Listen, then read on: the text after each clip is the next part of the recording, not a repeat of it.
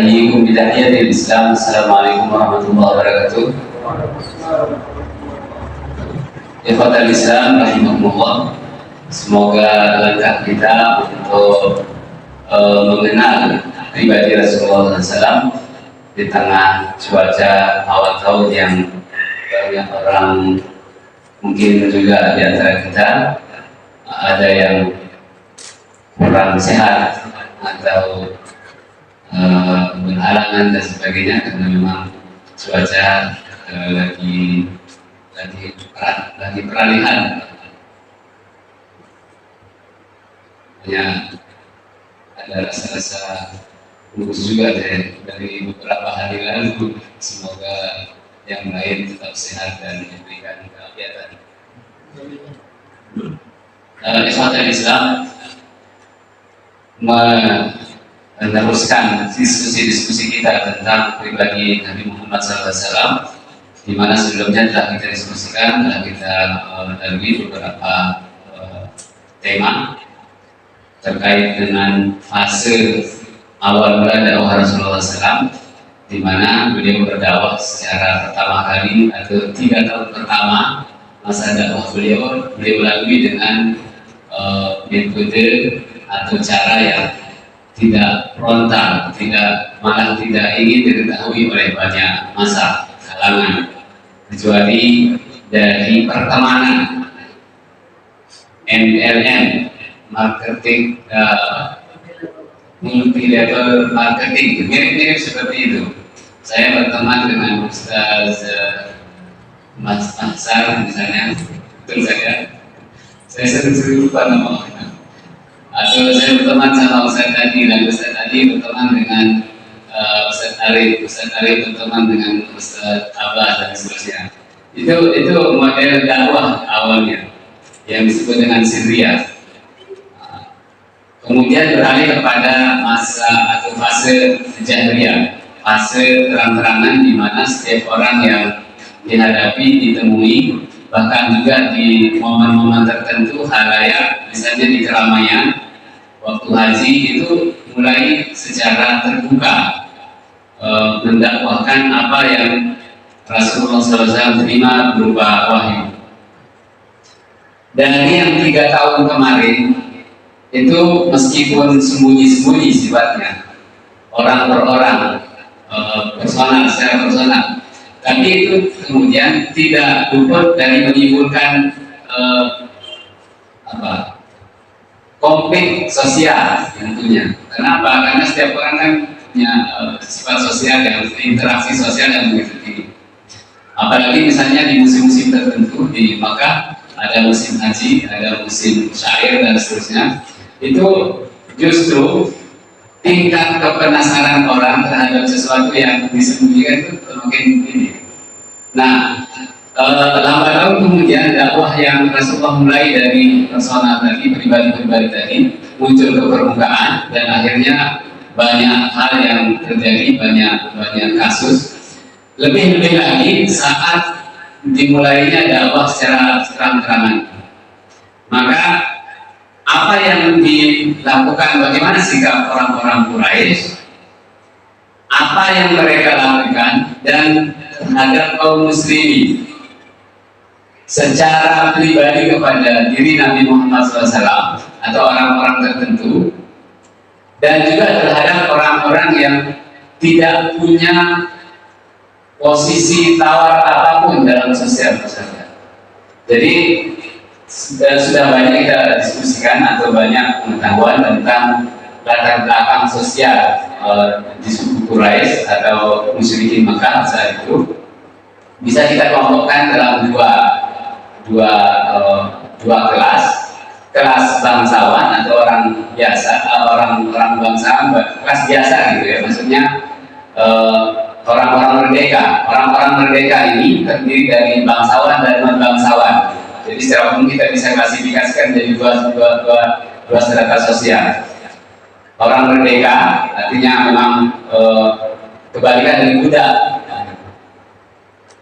Orang-orang merdeka ini orang yang bangsawan dan non bangsawan. Nah, kelas yang lain ini, masyarakat yang lain, masyarakat budak, adalah orang manusia, tapi dalam strata sosial mereka benar-benar seperti budak, hanya tidak disembelih gitu saja. Jadi mereka bekerja, mereka apapun tanpa upah, tanpa apapun. Nah ini yang ingin kita lihat bagaimana potret sosial saat dakwah Rasulullah secara terang-terangan itu dimulai. Banyak hal yang dikemukakan oleh penulis buku Dia Akram Al-Umari, yang beliau beberapa hal menafikan banyak riwayat yang cenderung memperlihatkan diri Rasulullah sebagai satu manusia bayangan. Artinya begini, dalam kalau kita mengkaji sejarah Sirah Nabawiyah, maka aspek kemanusiaannya lah yang paling menonjol sebenarnya, yang ingin ditonjolkan dari kajian tentang sejarah Nabi Muhammad SAW. Misalnya begini yang saya maksudkan adalah Rasulullah jauh sekali dari bayangan atau deskripsi seperti yang kita kenal, orang mengenal dengan sebutan wali misalnya. Beliau ditentang dakwahnya, tapi biasa secara manusiawi. Ada yang menerima, ada yang tidak. Justru yang menerima dikalahkan dengan bangsa itu lebih banyak lagi. Dan tidak pernah misalnya beliau misalnya menjadikan tongkat jadi apa, membalikkan melawan orang-orang yang menentangnya, atau menjadikan sesuatu menjadi api, menjadi apa, menjadi ular.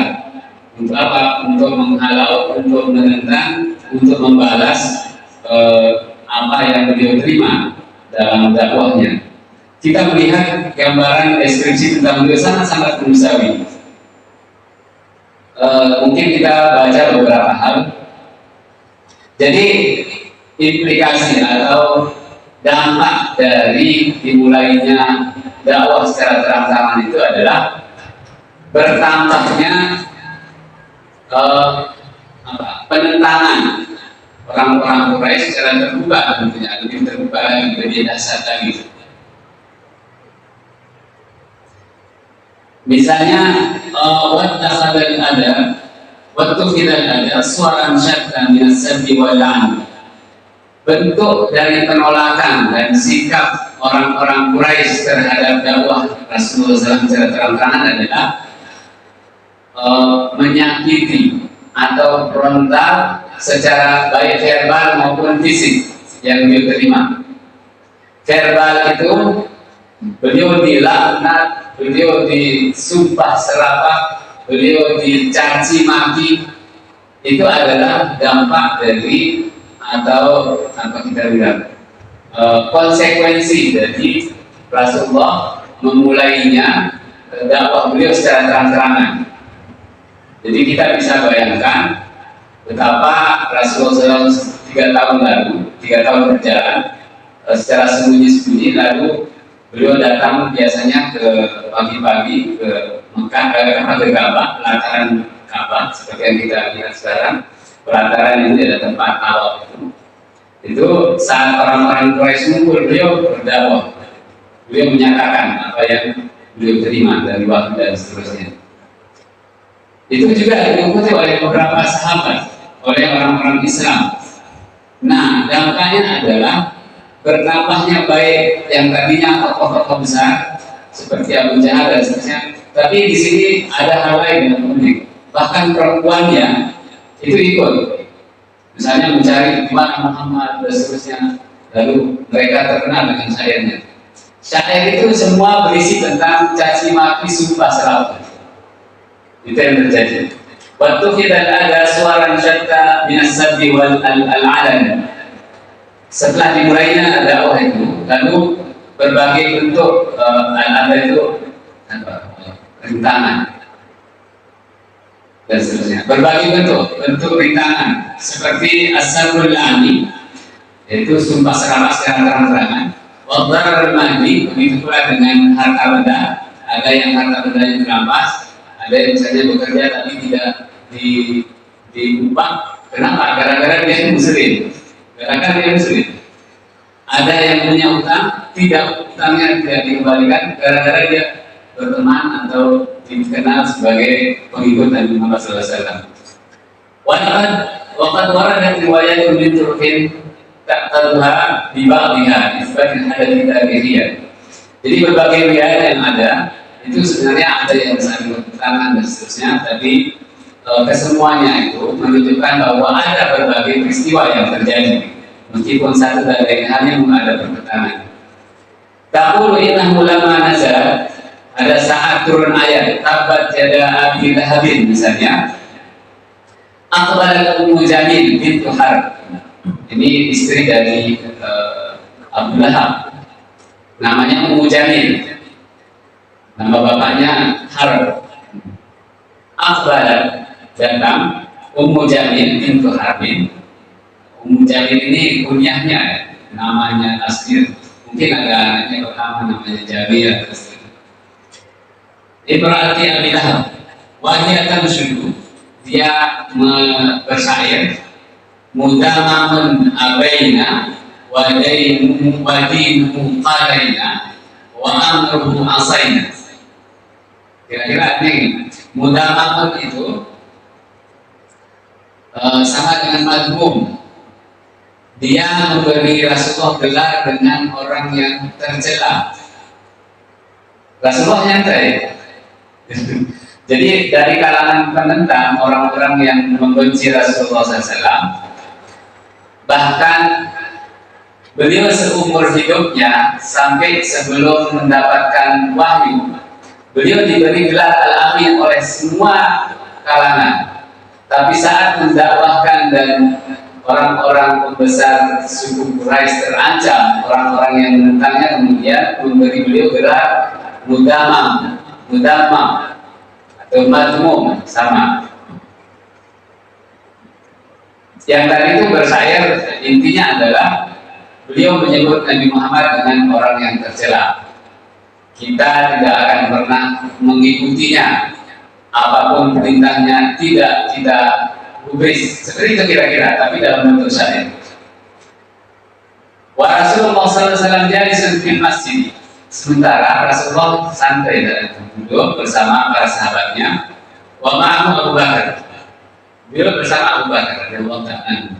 Fasa'alat Abu Bakrin in kana nabiyyu qad hajaha. Lalu si Ummu Jamil ini pura-pura tidak menyepelekan Nabi Muhammad, pura-pura tidak tahu. Justru bertanya kepada Abu Bakar, apakah betul Muhammad sudah melalui ayat tadi?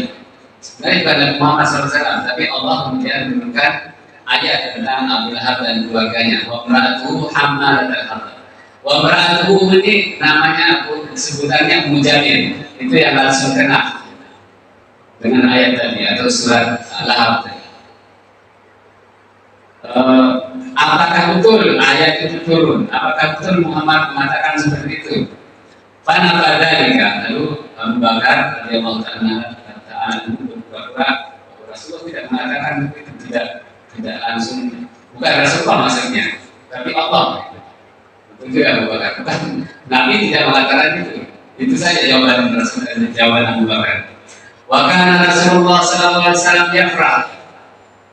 Justru Rasulullah sangat ini diberi gelar itu bukan sesuatu yang menjadi ganjaran bagi beliau. Li'anna al-musyrikina yasubbuna madmudammaman. Karena orang-orang musyrik yang mereka caci maki itu ya orang lain, mudammam, sementara beliau adalah namanya Muhammad. Jadi orang Quraisy tidak pernah menyebut Muhammad langsung. Beliau mengatakan, ala ta'jabuna, bukankah kalian tidak heran? Kenapa kalian tidak heran? Kaifa yasbihullahu an syatama Quraisy wa anhi. Bagaimana Allah tidak menjadikan caci maki dan sumpah serapah itu buat aku sendiri, kata Rasulullah. Yastumuna mudammaman, mereka mencaci, melaknat, mensumpah serapah terhadap si mudammam atau madmum. Wa ana Muhammad, sementara saya adalah Muhammad. Terserah mereka apa yang ingin mereka katakan. Saya Muhammad, bukan manhum gitu. Atau ilustrasinya gini, yang gak enak meskipun ini hal yang sifatnya ini ya, misalnya disebut salafi, ya terserah mau bilang apa, nama saya ini, bukan nama saya ini, atau Wahabi misalnya kan, nama saya ini misalnya, ya saya bukan, nama saya bukan Wahabi misalnya, ya itu mirip dengan apa yang diterima oleh Rasulullah SAW dari orang-orang Quraisy. Ini beberapa hal yang ini ya, bisa diceritakan. Wa yahdi syahidu ayanin wa Abdullah bin Mas'ud. Ada saksi mata yang saat itu masih hidup atau saat itu masih remaja, yaitu Abdullah bin Mas'ud radhiyallahu taala. Beliau bercerita, bainama Rasulullah SAW qa'imun yusalli indal Ka'bah. Pada satu saat tatkala Rasulullah sedang sholat di samping Ka'bah, wajah min Quraisy, sementara sekelompok orang-orang Quraisy di majelisihim, dalam satu majelis mereka, in qala qailun minhum, salah satu mereka berkata, ala tanzuruna ila hadal miraqi, apakah kalian tidak mau melihat, itu loh lihat Muhammad, al-miraqi itu orang yang pamer, al-miraqi, lihat tuh si pamer, kira-kira seperti itu. Ayyukum yaqumu ila juzuri al-Fulan, siapa yang mau mengambil sesuatu kandang unta, siapa yang ke sana kandang unta ini si Fulan, wa ya'mudu ila farasiha wa damiha wa silaha, ngambil kotoran-kotoran yang ada di sana, entah itu jeroan atau apapun yang ditemukan di sana diambil. Fayajibu bihi thumma yumhiluhu hatta idza sajada wada'ahu baina kafatain. Ambilkan semua bentuk kotoran yang ada di kandang sebulan, lalu dia datang mengintip, saat dia sujud taruhkan pundaknya. Ini salah satu bentuk, dan ini riwayat ini di berbagai buku sejarah diceritakan, dan oleh dia Akram Umari juga dibenarkan bahwa riwayat ini ada tentang apa? Tentang bahwa Rasulullah pernah dipilihkan, ditumpukan kotoran di atas pundak beliau, sementara beliau dalam keadaan sujud. Itu salah satu bentuk rintangan ya, yang diterima oleh Rasulullah. Wasabatan Nabi Sallallahu Alaihi Wasallam saat itu juga memang terjadi hal itu, tapi Rasulullah tidak mau mengangkat dari tidak mau bangun dari sujudnya. Fadhahiku hatta mala ba'dhum ila ba'dhin min adh-dhahr. Sementara orang-orang Quraisy yang menyaksikan peristiwa itu saling ketawa sampai goyang gitu. Yang ini ba'dhum ila ba'dhin itu ketawanya sampai sekarang, sampai lupa diri ke kanan ke kiri di bawah, karena saking ini ya lupa diri bisa ketawanya. Fala muntarikun ila Fatimah, salah satu orang yang tahu peristiwa itu lalu pergi ke rumah beliau dan bercerita pada Fatimah. Siapa Fatimah? Anak beliau, anak Rasulullah SAW, salah satu putri perempuan, atau yang ini ya bukan satu, yang paling dekat, yang paling banyak diceritakan, disebut, karena ada dua anak beliau juga yang dinikahi oleh Utsman meninggal satu saat dinikahi, lalu karena untuk kedua kalinya juga meninggal. Siapa? Zainab sama Ruqayyah. Nah, Fatimah yang kemudian umur panjang sampai dinikahi oleh Ali bin Abi Thalib.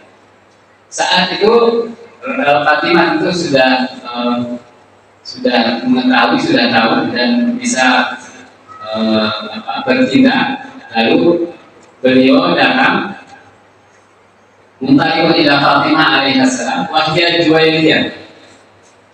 Nah, yang pergi melapor ke Fatimah tadi adalah namanya Juwairiyah. Pada masa Rasulullah SAW Sudah. Pak kebalan tasa. Lalu Fatimah datang dengan berlari. Wasabata an Nabi sallallahu alaihi wasallam hatta al-qathu an. Rasulullah masih tetap sujud. Jadi dari peristiwa orang Quraisy tertawa terbahak-bahak lalu Juwairiyah, bayangkan dari kita pernah lihat radio apa sih yang menggambarkan di mana posisi rumah masing-masing. Beliau tentu saat menikah di rumahnya Khadijah itu tidak terlalu jauh kan? Karena kalau rumah beliau asli di rumah Abu Thalib agak jauh dari posisi Ka'bahnya, jadi tidak terlalu jauh. Lalu Fatimah datang, saat itu juga Rasulullah masih sujud. Lalu Fatimah mengambil kotoran itu dan dibuang semua. Baru kemudian Rasulullah SAW bangun. Setelah beliau Fatimah membuang semua kotoran itu, wa aqbalat alaihim tasubbuhum. Nah, ini orang berani. Jadi beliau menghadapi sendiri orang-orang yang tadi itu ketawa-tawa dan berdiri menantang, lalu balik menyembah serapa orang-orang yang tadi ketawa-tawa. Itu Fatimah. Pada masa Rasulullah SAW as-salat, setelah Rasulullah selesai salat, beliau berkata, Allahumma alaika bi Quraisy. Ini ada doa memang. Rasulullah berdoa untuk kejelekan. Doa itu berdoa untuk sesuatu yang tidak baik. Tapi doa li pakai lam itu untuk kebaikan. Ud'ullah li, doakan saya, itu yang baik-baik. Tapi ud'u alaihim, doakan agar mereka hancur. Makanya kalau misalnya kalau ada sempat berdoa bukan untuk kemenangan, bukan hanya untuk kemenangan Palestina, tapi kehancuran terhadap itu doa ala Israel, doa di Palestina, doa ala misalnya tadi sering kita sebut contoh saja, sering doa dalam menurutnya, meskipun itu masuk menurut nasilah nanti dalam fikih. Kunut nasilah itu kunut yang di ini ya. Jadi kunut subuh itu ya Allahum yang standar. Nah kalau misalnya berdoa agar Palestina diberi diberi kemenangan, Israel diberi kehancuran, itu kunut nasilah. Untuk agar tidak menjadi sesuatu yang mungkin dirasa wajib, mungkin kadang-kadang mungkin kita tinggalkan doanya itu Ustaz. Itu tentang doa alam. Rasulullah saking saat peristiwa itu ya di luar batas. Nah, beliau kemudian berdoa untuk kehancuran orang-orang yang mengerjai beliau. Allahumma alaika bi Quraisy, ya Allah, hancurkan. Itu salah satu makna saja dari doa alaik. Pokoknya semua hal yang jelek untuk kehancuran dan seterusnya itu doa alaik. Allahumma alaika sampai 3 kali beliau berdoa seperti itu. Summa tasamma, kemudian Rasulullah juga menyebut yang tadi sifatnya umum, beliau juga dalam doanya menyebut beberapa orang. Allahumma alaika bi Amr bin Hisham, ini orang-orang yang memang sudah lewat batas yang disebut-sebut beliau. Amr bin Hisham, kemudian Utsbah bin Rabi'ah, Syaibah bin Rabi, dan semua orang-orang ini oleh para sejarawan yang disebutkan dalam doa-doa beliau saat kejadian-kejadian seperti ini, peristiwa-peristiwa yang di luar batas saat beliau memulai dakwah itu, semuanya terbunuh di perang Badar, termasuk Abu Lahab. Abu Lahab juga Abu Jahal itu terbunuh di Wallahi laqad ra'aytukum sar'a yawma Badr. Ini salah satu Ibnu Mas'ud ya, Abdullah bin Mas'ud sebagai saksi mata waktu itu dalam satu peristiwa. Beliau juga ikut dalam perang Badar dan beliau mengatakan orang-orang yang tadi disebutkan dalam doa itu semuanya wallahi Ra'aituhum sar'a yauma Badr. Saya menemukan mereka terkapar. Apa sar'a itu dalam sekaratul maut? Yauma Badr. Pada hari perang Badar. Summa qala Rasulullah SAW, itu tadi ya, riwayat yang diceritakan oleh Abdullah bin Mas'ud. Waqad bayyana fi riwayat sahihah al-ukhra, ada juga riwayat-riwayat lain yang menjelaskan bahwa annalladzi ramal farasa alaihi. Nah ini ada riwayat yang lebih spesifik lagi menjelaskan tentang orang pribadi yang langsung meletakkan, langsung melakukan itu adalah namanya Uqbah bin ibni Abi Mu'ir. Uqbah ibni Abi Mu'ir itu yang meletakkan kotoran saat Rasulullah sedang sujud. Wa annalladzi harradahu huwa Abu Jahal. Yang menyuruhnya itu adalah Abu Jahal, yang menyuruh pergi untuk mengambil kotoran dan seterusnya tadi. Dan itu oleh Abu Jahal. Yang melakukannya adalah Uqbah bin Abi Mu'ir. Wa annal musyrikin ta'atharu bi da'wati Rasul wa syaqqa 'alaihim al-amr. Orang-orang musyrik mulai mulai terganggu dengan aktivitas, dengan cara Rasulullah SAW berdoa secara terang-terangan tadi. Kenapa? Ini berbagai hal sebenarnya, banyak efek yang ditimbulkan menurut kajian para sejarawan. Pertama adalah posisi orang-orang Quraisy yang selama ini memegang, terutama para pimpinannya, memegang kekuasaan terhadap jalannya haji. Haji itu sejak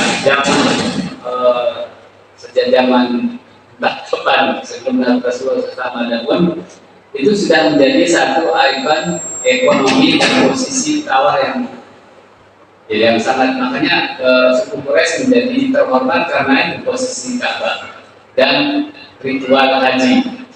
Itu sebenarnya diperbutkan salah satunya.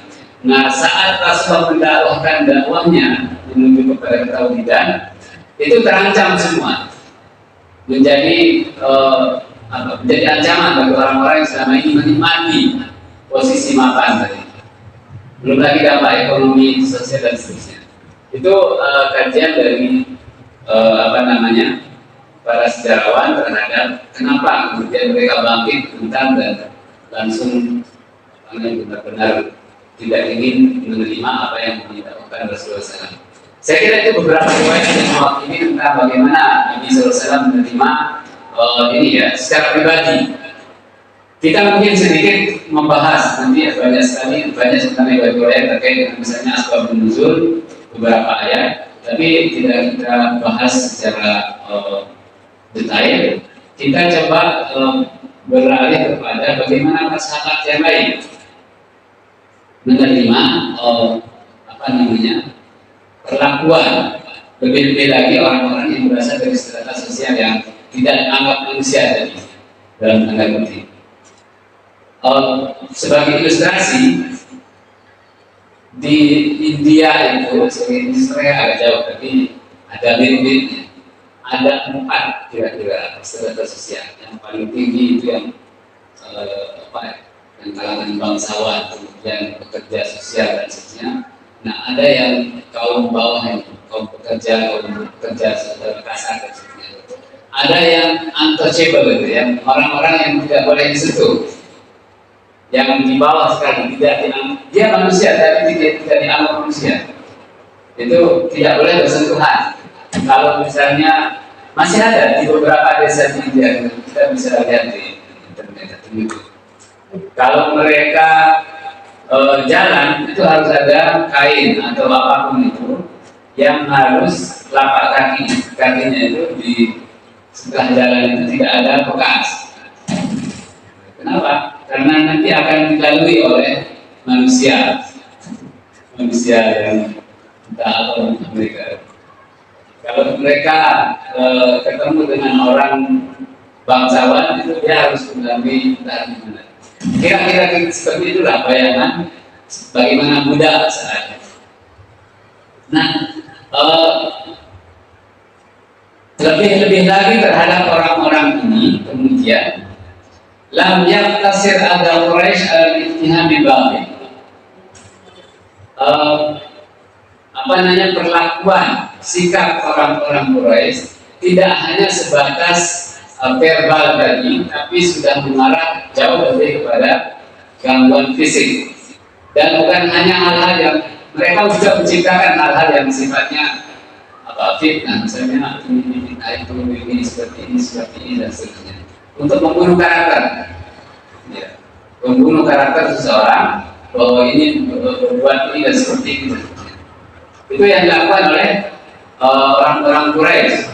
Takfir, berbuat bohong dan seterusnya. As-sakir wa sukhriya al-murrah. Kemudian sukhriya itu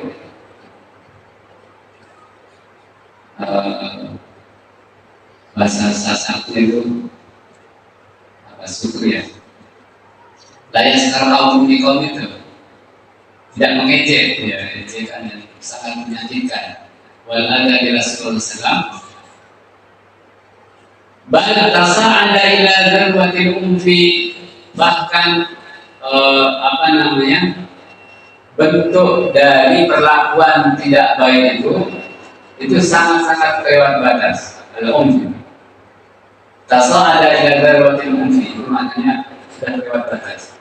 Khasatan terutama fi mu'amalatil mustaqim, terhadap orang-orang yang tadi itu orang-orang tidak punya posisi dalam masyarakat sosial. Kenapa Rasulullah tidak berani langsung secara terang-terangan dihukumi dan seterusnya? Karena beliau ada Abu Thalib, masih ada Abu Thalib beberapa tahun. Kemudian posisi suku beliau Quraisy dari kalangan Bani Hashim. Kenapa Abu Bakar tidak tersentuh? Karena beliau dari kalangan bangsawan, hartawan, punya posisi. Begitu pula dengan Umar, siapa lagi tidak tahu. Tapi orang-orang yang tidak punya backing ini, itu yang menjadi seperti pada Abdullah bin Mas'ud bahwa Syekh Buayan, beliau juga menceritakan aspek yang lain. Awwalu man adhara islamahu sab'atun. Orang-orang yang pertama kali menyatakan keislamannya di Bandung adalah 7 orang. Disebutkan Rasulullah, kemudian Abu Bakar, Ammar dari kalangan muda. Wa Ummu Sumayyah, ibunya juga. Wa Suhail, wa Bilal. Suhail ini dari kalau tidak salah, beliau dari daerah Suriah sekarang. Yang disebut dengan Suhail Ar-Rumi. Suriah waktu itu di bawah kekuasaan Romawi. Kemudian Bilal juga orang kulit putih dan budak, Bid'ah. Fa'amma Rasulullah SAW kemanahu bi'amihi Abi Thalib. Rasulullah ada backingannya Abi Thalib. Abu Bakar kemanahu kaum, karena posisi suku beliau. Wa amma sa'ibuhum fa'akhaduhum musyrikun fa'albasuhum adri'at al-hadid. Yang lain-lainnya itu disisa dengan sisanya. Ada yang dipasangkan baju perang. Baju perang itu dari besi. Itu kemudian dijemur. Kita tidak bisa membayangkan seperti apa. Seperti juga Sumayyah katanya sampai itu sudah membuatnya. Dari itu ibunya Ammar dan seterusnya. Itu memang ada disebutkan oleh para sejarawan. Saya kira itu sebagai contoh dari bagaimana orang-orang Muslim mendapatkan atau sikap orang-orang Quraisy terhadap dakwah dan para Muslim awal, as-sabiqun al-awwalun. Sebagai contoh, mungkin ada hal yang perlu kita diskusikan atau masukan. Tafadhal.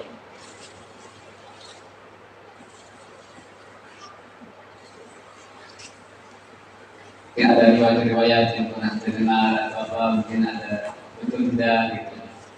Di sini ada riwayat misalnya disebutkan oleh Al-Rambiya Umari yang sebenarnya tidak memiliki landasan kuat, meskipun itu ada disebutkan di beberapa buku sejarah.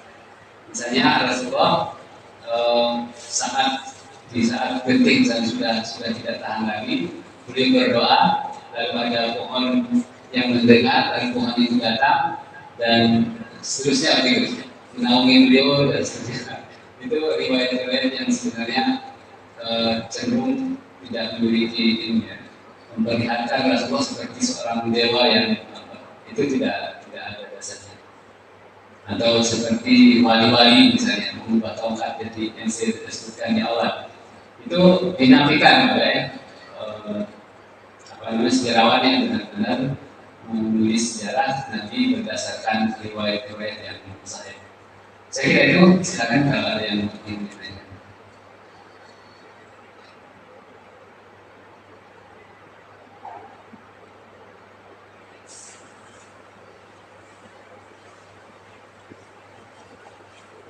Oh, ada pertanyaan Pak Tomo. Ada pertanyaan?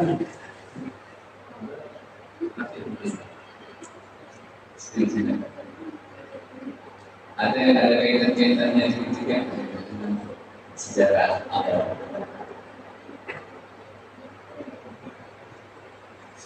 Ada keluhan dari beberapa kalangan, terutama para budak.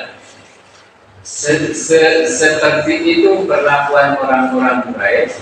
Lalu pertanyaannya, di mana posisi Rasulullah? Kenapa belum dibiarkan? Itu memang sangat dilematis dan itu menjadi tantangan. Rasulullah juga dalam ujian, bahkan beliau mengatakan saat-saat ada orang sahabat yang melapor, kami sudah tidak tahan dan seterusnya. Beliau mengatakan, membuat satu ilustrasi motivasi. Bayangkan sebelum kalian seseorang disiksa, lalu digergaji dari kepala sampai terbelah. Ada pula yang ditebaskan. Jadi bukan Rasulullah ingin berlepas tangan, tapi memang beliau belum punya belum ada waktu seperti apa, dan dia hanya beliau yang dia pahami adalah disuruh menyampaikan. Jadi sampai peristiwa Sumayyah ibunya Ammar bin Yasir pun sudah terjadi, beliau tidak melakukan hal yang ya, kecuali Abu Bakar radhiyallahu taala, karena beliau memang hartawan, jutawan, sekarang mungkin triliuner posisinya. Beliau berkeliling dan seperti Ammar, kemudian Bilal, beberapa orang juga selain ada sekitar 5 dan 6 orang selain yang disebutkan tadi, itu beliau tebus sendiri.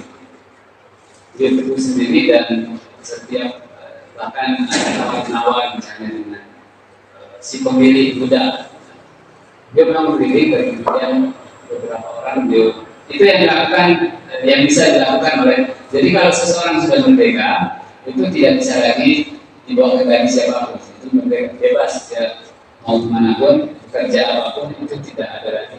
Itu hukum adat yang memang sangat. Jadi kalau seseorang sudah dinyatakan merdeka, tidak ada lagi yang boleh menuntut atau apa. Meskipun tadi misalnya pagi tadi ada seorang muda, sore ini dia merdeka, maka dia ada seperti orang yang berbeda. Itu yang dilakukan oleh Abu Bakar, sementara Rasulullah SAW memberi motivasi. Seperti yang saya sebutkan tadi kan, itu disebutkan oleh berbagai sejarawan tentang bahwa dulu misalnya orang-orang sebelum kalian itu sampai diperlakukan lebih dari yang kalian punya dari saat sekarang. Jadi yang dilakukan oleh Rasulullah SAW dan